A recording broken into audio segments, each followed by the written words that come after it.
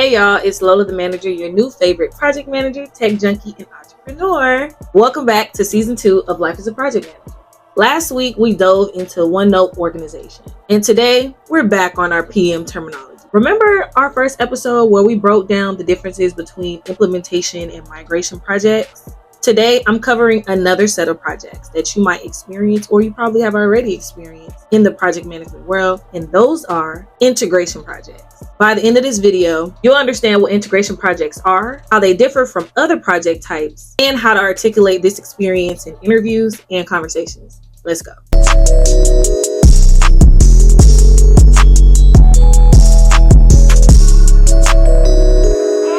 What are integration projects? An integration project is focused on connecting two or more separate systems, processes, or organizations so they can work together seamlessly. The key word here is connecting. You're not replacing anything like in migration projects, and you're not building something new like an implementation project. You're creating bridges between existing elements.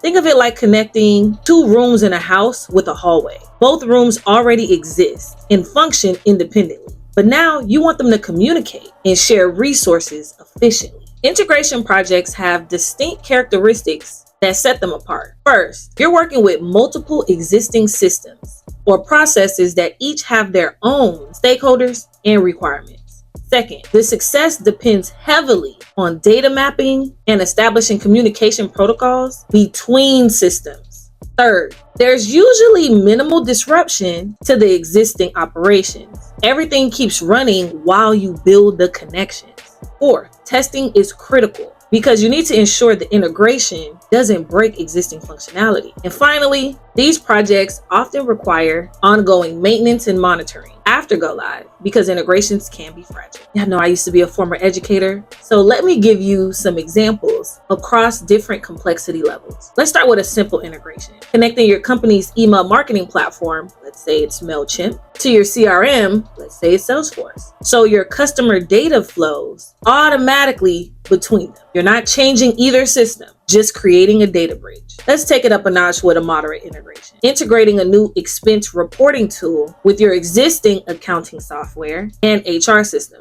Employees submit expenses in the new tool. It routes managers through HR for approval, and then it automatically posts to accounting. We could take it a little step further with a complex integration. Merging two companies' IT systems after an acquisition. You need to integrate payroll solutions, customer databases, inventory management, and communication platforms while keeping both businesses operational. And of course, I have to give you an enterprise example. Let's take a look at what an enterprise integration will look like. And remember, in that first episode, we learned that enterprise is when we're talking about the entire company and organization as a whole.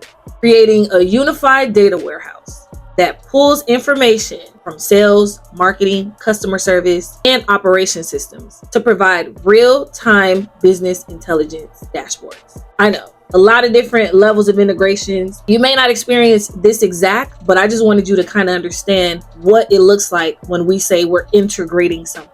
Here's how integration projects differ from what we've covered before. Integration versus migration. Migration moves data from one system to another. Integration connects systems, so data flows between them ongoing. In migration, you typically retire that old system. In integration, both systems remain active. Integration versus implementation. Implementation introduces something completely new. Integration works with existing systems.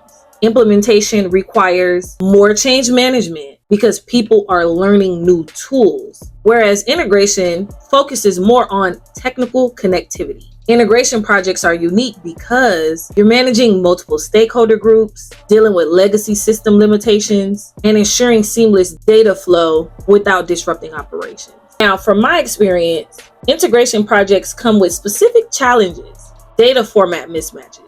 So system A stores customer names as first, last, while system B uses last, first. You need mapping rules for everything, different update frequencies. One system updates in real time, another runs batch updates nightly. You need to match timing and data synchronization, security and permissions. Each system has its own access controls, and now you're creating pathways between them. This requires careful security planning, stakeholder alignment. You're often dealing with different departments who each want to protect their existing processes. Getting everyone to agree on integration requirements can be like herding cats. Technical debt. Legacy systems often have quirks and limitations that only become apparent when you try to integrate something else. Now, if you're a project manager and you find yourself being given an integration project, or you're watching this and you're like, "Man, this sounds pretty cool. What type of skills do I need?" Lock in. Systems thinking. You need to understand how changes in one system ripple through connected systems. Stakeholder management. You're balancing needs across multiple departments and systems, each with their own priority. Risk management. Integration failures can cascade, so you need strong contingency planning. Technical communication. You'll work closely with developers, database administrators, and system architects, so you need to speak their language. Data analysis skills. Understanding data structures, formats, and flow is crucial for successful integration. Change management. Even though systems stay the same, workflows often change and require user training and adoption strategies. Now, after you've had the opportunity to successfully manage an integration project, it's time to put it on your resume and be able to speak to it in your interview. Here's how you'll document it in your resume. On your resume, write something like led cross-functional integration initiative connecting CRM, remember that Salesforce tool we talked about earlier, and marketing operation platforms. Remember when I mentioned MailChimp? Resulting in 40% faster lead processing and improved data accuracy. Another example, managed API integration project between expense reporting and accounting systems, reducing manual data entry by 75% and eliminating duplicate work across departments. For complex integrations, you might say something like orchestrated enterprise system integration during company merger, connecting payroll, customer database, and communication platforms while maintaining 100% operational continuity. The key is to write these achievement statements using quantifiable results and business impact language. Don't just say you worked on an integration. Show the value you delivered and the complexity you manage. This approach makes your resume much stronger because you're demonstrating both technical project management skills and business acumen. And one more thing that I'd like to add.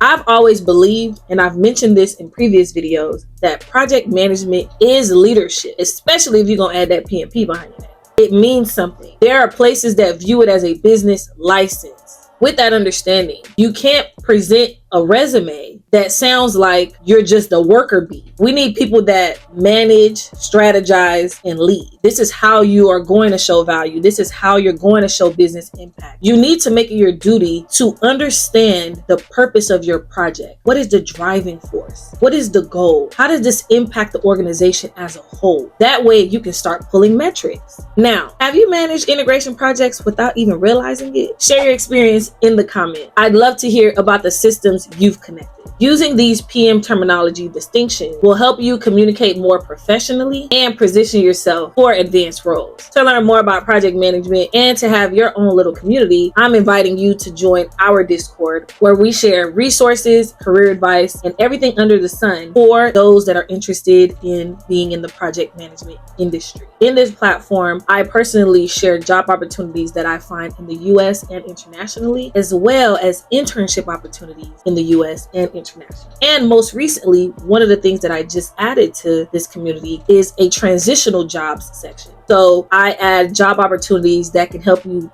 gain some valuable experience and exposure that can eventually allow you to pivot into project management. Details on how to access that Discord can be found in the description. Be sure to follow me at Lola the Manager on Instagram, TikTok, and Twitter for career tips, PM insights, and just to stay up with the kid. Next week, I'm sharing my Scrum Master reality check. Oh my gosh, I've been waiting and itching to talk about this. This is where we talk about what companies actually had me doing versus what the Scrum methodology says, but we ain't no snitch. You know what I'm saying? You don't want to miss that story. And I can't end this video without saying thank you for watching. You can be anywhere in the world right now, but you're here with me getting professional development, and I love that for you. Until next time.